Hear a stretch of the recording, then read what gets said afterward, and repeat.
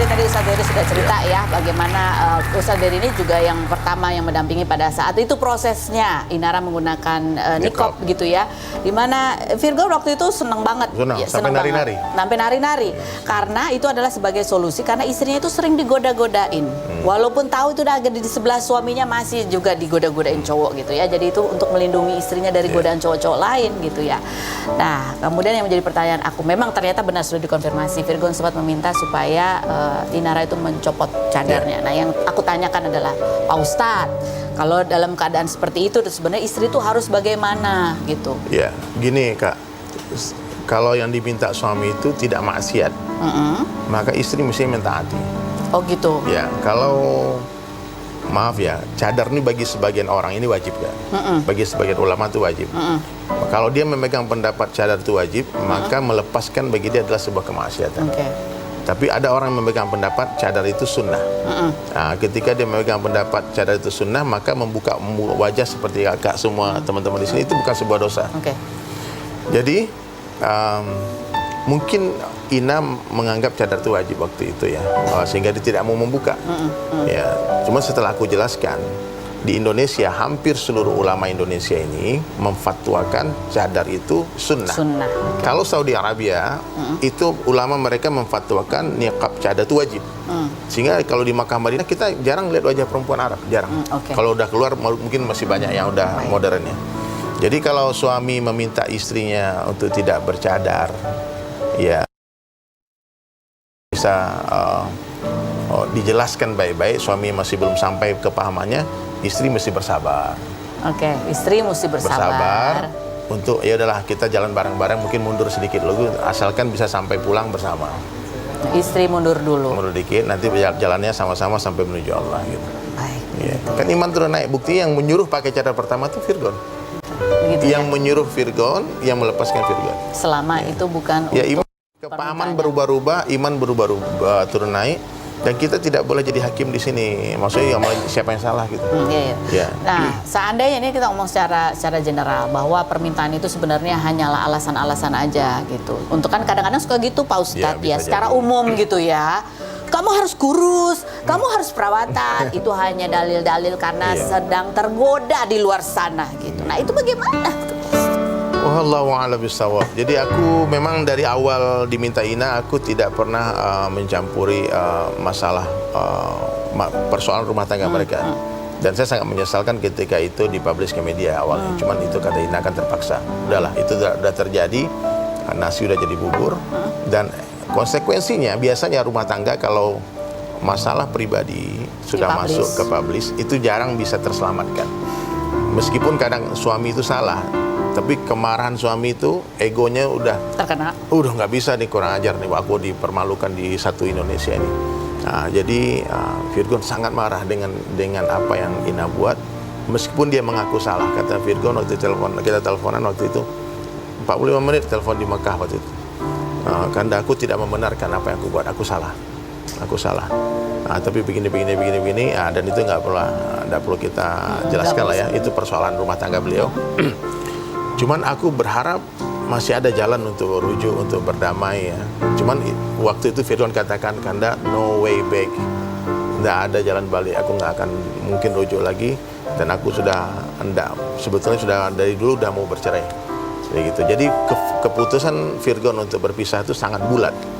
Aku udah rayu banget. Terakhir aku mengirimkan screenshot chat dengan Ina, keinginan Inara untuk mondok, istirahat dulu dari dunia, istirahat dulu dari pekerjaan. Mari kita berdua cari pesantren, kita sama-sama perbaiki diri, perbaiki hubungan, merenung, kita saling memaafkan.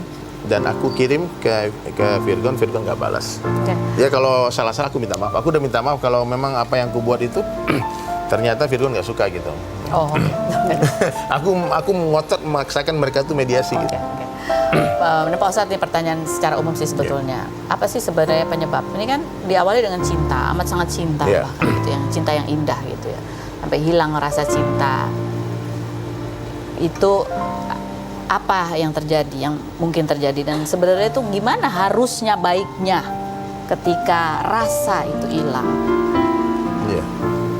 Rasa itu apa sih sebenarnya?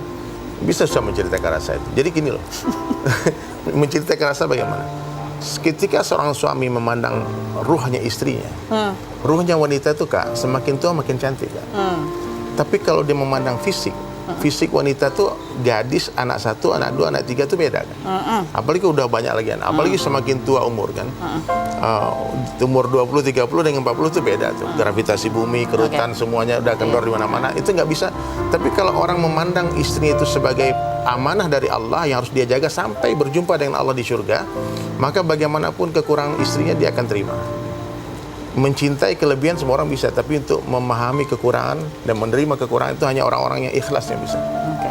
Nah, sekarang tanya ini pertanyaan umum ya, Pak Ustadz. Tadi Pak Ustadz sempat ngomong gitu ya, orang kalau udah apa tadi menikmati hal yang haram di luar, dicabut nikmatnya. Ya, itu perkataan Sayyidina Ali karramallahu wajhahu. Itu bukan perkataan saya. Siapa saja yang menikmati perkara yang haram di luar rumahnya, maka Allah Subhanahu wa taala akan mencabut atas kenikmatan akan perkara yang halal di dalam rumahnya.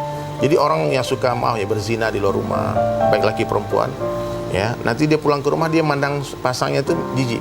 Dia nggak suka. Karena dia akan compare dengan apa yang dia nikmati di luar.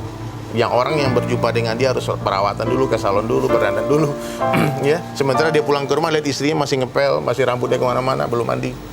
Jadi itu dicabut nikmatnya. Cabut.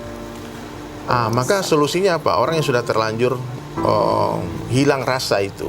Ini bukan hanya terjadi di satu rumah tangga yang ini pelajaran buat kita semua ya. Banyak rumah tangga. Ini aku pernah berjumpa dengan orang yang udah belasan tahun hidup bersama tapi tidak pernah ada romantisme lagi. Mereka tidak pernah berhubungan suami istri lagi. Tapi masyarakat masih memandang mereka sebagai suami istri karena kalau kondang mereka gandengan tangan. Kalau kemana-mana mereka bersama. Itu banyak terjadi di kota tapi mereka tidak pernah lagi ini karena laki-laki sudah ada yang di luar, yang perempuan pun sudah punya pacar di luar. Dan mereka saling tahu dan itu hanya untuk menjaga status pernikahan dan mereka nggak takut kepada Allah tapi takut dengan kata orang. Makanya di dalam Islam itu ada solusi yang namanya perceraian. Perceraian itu bukan maksiat, perceraian adalah sebuah perkara yang halal tapi Allah nggak suka. Ya, yang suka perceraian itu syaitan, iblis. Maka dia akan goda itu bagaimana orang bercerai. Maknanya kalau kita lihat orang bercerai Kak, itu bukan maksiat dan bukan dosa dan tidak perlu taubat istighfar. Karena itu bukan maksiat. Bercerai itu solusi. Ketika pernikahan sudah tidak lagi memberikan kebahagiaan, ketenangan, maka solusinya di dalam Islam ada perceraian. Dan perceraian itu Kak, mesti dengan cara yang indah. Jangan kasih, kalau kata para ulama ya, jangan kasih tahu pasanganmu kau tak cintai dia. Kasih tahu walinya. Jadi kalau aku pernah tonton video di YouTube, di TikTok juga, ketika seorang ayah menangis menikahkan anaknya dengan calon suaminya, dia katakan, wahai anakku, putraku, calon menantuku, bila suatu hari rasa cintamu kepada anakku telah hilang, tolong jangan kasih tahu anakku, jangan kau buat anakku menangis. Kau kasih tahu aku akan datang menjemput anakku ke rumahmu. Jangan, ini seorang ayah anaknya dilukai, disakiti, itu gimana Kak? Tapi mungkinkah sebenarnya misalnya kasihan. kalau sudah dicabut nikmatnya yang halal di dalam rumah, itu bisa kembali lagi gimana caranya? Ada nggak caranya Pak Ustadz? Iya, taubat nasuha. Kalau itu belum terjadi talak 3 ya. Oke. Hari ini Kak, orang sudah talak 3 Kak, udah talak, aku cerai kamu. Di mana-mana ngomong sama orang, oh cerai, aku cerai. Talak 1000. Itu haram dia mediasi. Tidak ada rujuk lagi Kak, kecuali perempuannya nikah dulu dengan orang lain, muhalil. Setelah dia nikah, dia cerai, dia baru boleh rujuk lagi. Dan semua itu berarti kembali kepada niatnya. Apakah niatnya mau ngikutin emosi atau niatnya untuk yaitu tadi menjaga pernikahan, jaga ibadah. Yang penting jangan pernah mengambil keputusan ketika marah. Ketika mengambil keputusan ketika emosi, pasti menyesal. Pasti menyesal Kak.